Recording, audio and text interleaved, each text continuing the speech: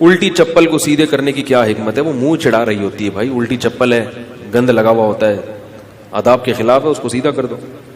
مصافہ ایک ہاتھ سے کرنا سنت ہے یا دونوں ہاتھوں سے؟ جمہور علماء کے نزدیک مصافہ دونوں ہاتھوں سے سنت ہے، اور اس کی دلیل بعض لوگ کہتے ہیں ایک ہاتھ سے سنت ہے، اس کی دلیل یہ دیتے ہیں کہ رسول اللہ صلی اللہ علیہ وسلم نے اپنا ید صحابی کے ید سے ملایا۔ ید عربی میں ہاتھ کو کہتے ہیں، اپنا ید کس سے ملایا؟ صحابی کے ید سے۔ یدین کا لفظ نہیں ہے، یدین دونوں ہاتھ اور ید ایک ہاتھ۔ اس کا جواب یہ ہے کہ جو الفاظ عربی میں جو اس میں جنس ہے نا، اس میں جنس، وہ جہاں فرد واحد پر اس کا اطلاق ہوتا ہے، تمام افراد پر بھی اس کا اطلاق ہوتا ہے۔ اس کی میں ایک مثال دیتا ہوں، جیسے میں کہتا ہوں انسان جانور سے بہتر ہے، تو انسان تو مفرد ہے نا، مگر مراد اس سے کیا ہے؟ بنی نوع انسان۔ قرآن میں آتا ہے ان السمع والبصر والفؤاد کل اولئک کان عنہ مسئولا، آنکھ سے، کان سے اور دل سے پوچھا جائے گا کیا دیکھا کیا سنا۔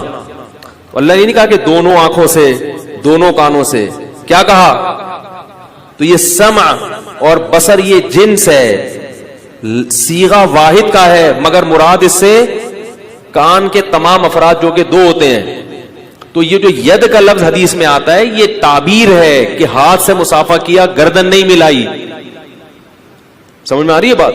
بلکہ ہاتھ سے ہاتھ ملایا، اس سے مراد یہ اس پر سری نہیں ہے کہ ایک ہی ہاتھ ملایا ہو، یہ جیسے ایک ہاتھ کو شامل ہے یہ دونوں ہاتھوں کو بھی شامل ہے، اور یہ صحابی سے بعید ہے کہ نبی نے ایک ہاتھ بڑھایا اور صحابی نے دونوں نہ ملائے ہوں، یہ ممکن نہیں ہے۔ صحابہ کرام تو نبی کے جسم سے مس اپنے جسم کو کرنا سعادت سمجھتے تھے، یہ ایسا ممکن نہیں ہے کہ نبی نے ایک ہاتھ ملایا اور صحابی نے بھی کیا کیا ہو، ایک ہاتھ پیچھے کر کے یوں کر کے ملایا ہو، یقیناً دونوں ہاتھ ملائے۔ تو اس سے کیا پتہ چلتا ہے کہ دونوں ہاتھ ملانا یہ ادب ہے، ایک ہاتھ سے بھی مصافحہ جائز ہے، مگر ادب کیا ہے؟